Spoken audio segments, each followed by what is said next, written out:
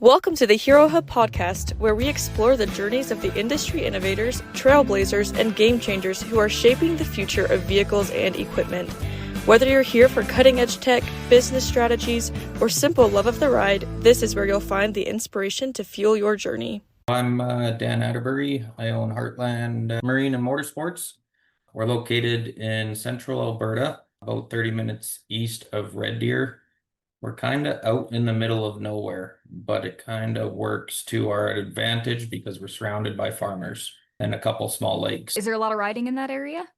There's not a lot of riding per se, but every single farmer uses a side-by-side or a quad for ranching. And most of the time they'll run 3 or 4 units on their farms. When they're not on the farm, they want to be on the lake, and we have a lake about 5 minutes from us. So we're also a seller for Prince Craft boats, and that does very well for us. How did you get into the business? Really, it was kind of, I don't want to say luck or not, but I kind of just fell into the spot. I mean, I've always been in motorsports or liked motorsports. I'm an avid backcountry snowmobiler. So I kind of just started rolling with the idea of working on stuff and grew into it's definitely what I'm very interested in. And I think if I'm passionate or interested in it, I can make our customers passionate in it. And I do love taking customers out snowmobiling and spending time with them on weekends and stuff. So it's nice to ride the same product with your customers. What's your why for what you do every day? What keeps you going? I think the biggest thing is, well, one, my family. Two would be I like to see people enjoying their time off, which kind of backfires sometimes being the owner because you're the one not enjoying the long weekends. But if you can help somebody out on a long weekend to keep their weekend going good, then that's something I really like to do. I have a wife, Angela, and 2 kids right now. One is 8 months and the other one is 3.5. And they're, well, all 3 of them are nonstop. So they're usually never at home and they're usually traveling somewhere. And yeah, if I can sneak away for a week, we're usually somewhere down in the States or I don't know, somewhere across the country. We don't like to stay around very much. How do you balance work and family life? How do you make that work? I don't. It's pretty difficult sometimes, but the biggest thing is when you do leave the shop is it's the hardest thing and the easiest thing to distance yourself from cell phones and taking calls and checking your emails. But usually if you don't do that, you're less stressed while you're on holidays. So no, it's hard, but it's definitely doable. You just got to find that right balance. And I mean, with Angela, she's great. She knows that business kind of comes first, and she's really eager to help me with that. Just because the lights are off doesn't mean nobody's here. Tell me about what makes your dealership different from other dealerships. I'd like to say we're an easygoing group. Like most of us here are friends that have grown up together because we are a small town. The closest town to us is Stettler, and there's 6,000 people. So it's a very small town. You walk down Main Street, you know everybody. Someone walks in the front door, you probably know their cousin, their sister, their brother, and it just kind of makes it more of a comfortable feeling when you can come in and sit down and talk for a while, and you're not even talking about motorsports, you're just talking about life and stuff like that. So I think it's fun to be able to just talk to everybody in the community inside your own business, and I think it's great that we can supply a great service to those people that we have known for so long. We do have quite a few customers actually come out of the bigger cities to us just for that small town feeling here. So It's time for hot takes. One controversial power sport question, one raw answer. No time to think, just real talk. Will subscription ownership models ever work in power sports? I don't know. I could see it maybe taking off in the areas where guys liked that portion of it, or riders, I guess, use that portion of it.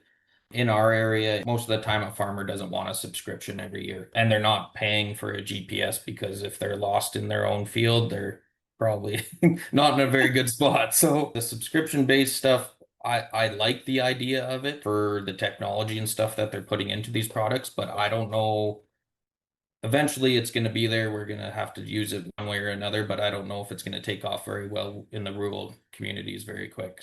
It's time for good review, bad review. We've researched your dealership and pulled a 1-star review and a 5-star review. How would you handle these situations? Let's find out.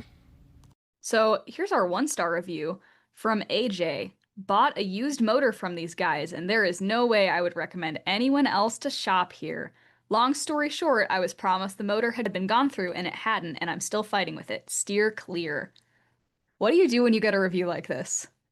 So actually, yeah, that review we looked into quite extensively because obviously we don't like a 1-star review.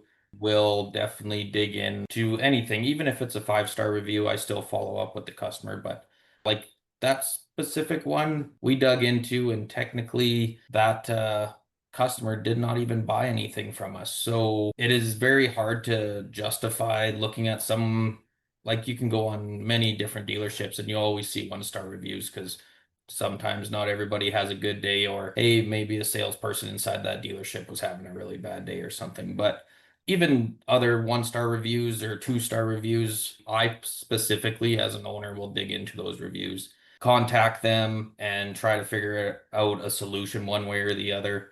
I really like to actually see the feedback though, because it can kind of tell you what you're doing wrong. Because most of the time you'll get caught up in it, and you know what? You get 10 out of 11 guys saying that you're great, and the one person that was upset or whatever will not say anything. So this is actually a really good thing to feed off of and learn and teach the team members stuff as well. Let's go over your good review real quick, and I want to hear how you train to make this happen. This is from Marcella. We just purchased a new 2025 Polaris Ranger from Heartland Marine and Motorsports. We are so happy we made the decision to shop here. Large inventory to choose from. Alicia from sales was beyond amazing. Service department had our new ride ready with all the accessories installed in a couple of hours.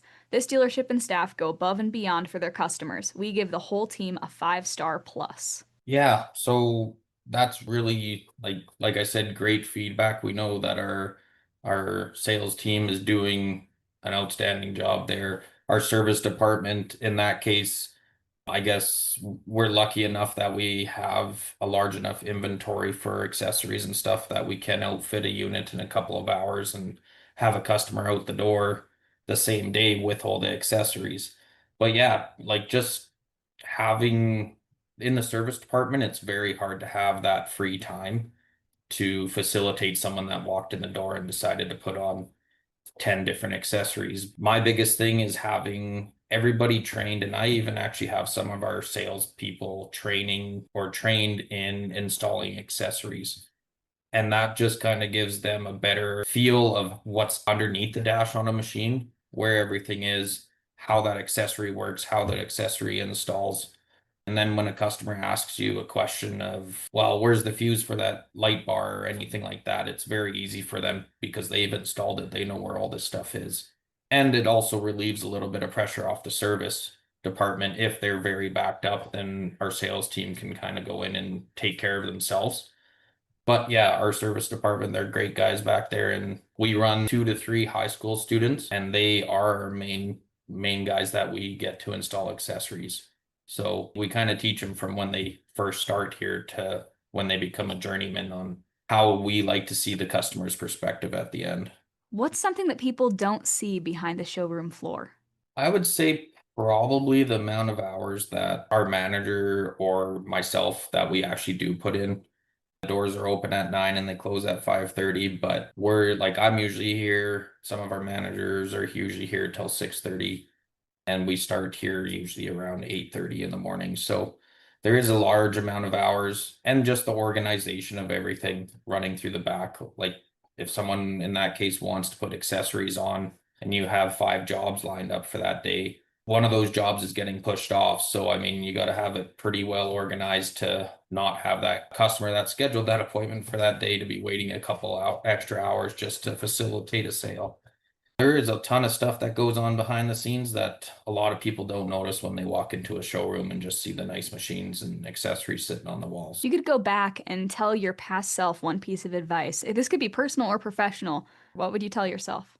I'd say you want to try something, go and try it. Don't worry about failing because you're going to probably fail 3 to 4 times before you actually get it right the first time. And unless you have somebody telling you what they did prior that they failed and made the mistakes already, it's very hard not to fail. And it's really easy to get caught up in that where you don't want to fail, so you don't do it.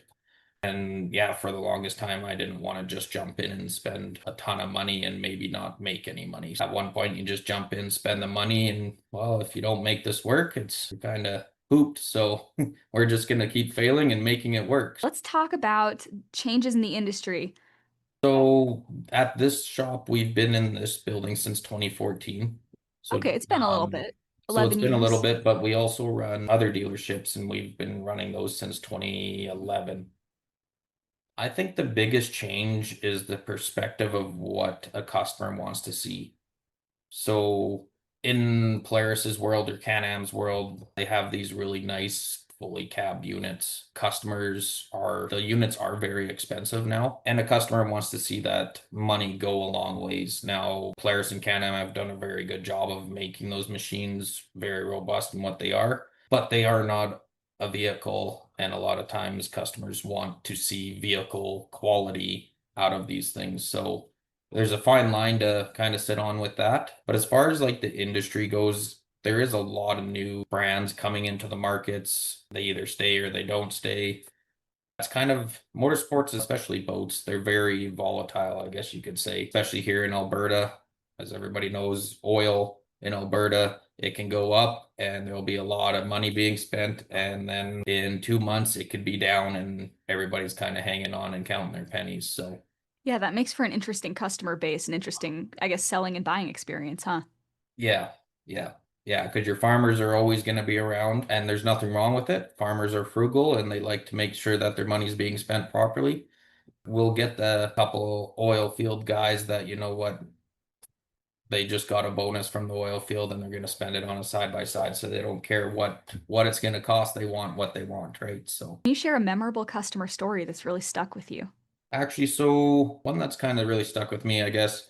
I'm also a volunteer firefighter for Stettler, and I happen to sell a side by side to a customer and a friend that I've known for a long time. And I just met his parents when they bought that side by side. And probably about 2, 3 days later, I had a call come in for a 60-year-old male that got stung by a wasp or attacked by a wasp's nest, and he's very allergic. So he was swelling up, couldn't breathe. So I started going to the call in my personal vehicle, it's their family there. So it was kind of good to have that personal connection, and one being friends and two being a local community. We just kind of packed him up, put him in our truck, and we sped her off to town and basically beat the ambulance into town. And I don't know if you would say saved his life, but pretty close to being at that point where he almost couldn't breathe anymore. So it was a pretty scary, but like we deal with it all the time on the fire department, but it's just a different kind of connection, I guess. They're very appreciative of that and actually came back and bought another side by side a week later. I have one last question here, and I want you to talk about how the Hero Hub 20 group has made a difference for you professionally, personally. What are you learning? So my biggest thing is I wasn't really sold on Dealer 20 groups.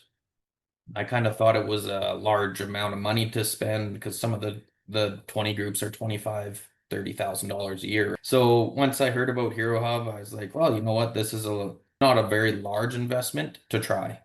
And when we tried it, I got into it and I like seeing what the other dealerships are doing. I like hearing what they're having issues with or their challenges, because a lot of the time you sit in this chair and you think, well, what am I doing wrong? But it's across the industry. Everybody's having the same issue. It's great to talk to them, see what they're doing to try and mitigate that challenge or help with it. And I think my biggest takeaway from the 20 group is having those people to kind of bounce ideas off. Where before it was like, well, hopefully the wall can tell me something different today. Well, thank you so much to our guests for joining us today, and a huge thank you to our listeners for tuning in. I hope you found today's conversation insightful and inspiring. If you enjoyed the show, be sure to subscribe, leave a review, and share it with others in the powersports industry. We're excited to see you at the next one.